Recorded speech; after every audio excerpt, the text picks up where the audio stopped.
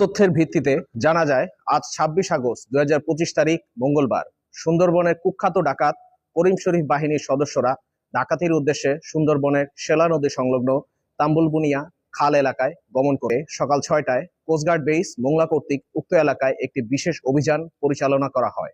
এ সময় কোস্টগার্ডের উপস্থিতি টের পেয়ে ডাকাতরা পালানোর চেষ্টা করে। পরবর্তীতে কোস্টগার্ডের আভিযানিক দল ধাওয়া করে একটি 1 নলা বন্দুক, 2 রাউন্ড তাজা কার্তুজ এবং 6 রাউন্ড ফাঁকা কার্তুজ সহ সুন্দরবনের কুখ্যাত ডাকাত করিম শরীফ বাহিনীর এক সহযোগীকে আটক করে। প্রাথমিক জিজ্ঞাসাবাদে জানা যায় আটককৃত ডাকাত আলমগীর হোসেন সাগর বাগেরহাট জেলার মোংলা থানার বাসিন্দা। সে দীর্ঘদিন যাবৎ করিম শরীফ বাহিনীর সঙ্গে ডাকাতি এবং ডাকাত দলকে অস্ত্র, গোলাবারুদ ও তাজা রসদের মাধ্যমে সহযোগিতা করে আসছে। আটককৃত ডাকাত ও জব্দকৃত আলামতের পরবর্তী আইনানুগ ব্যবস্থা গ্রহণের কার্যক্রম প্রক্রিয়াধীন রয়েছে।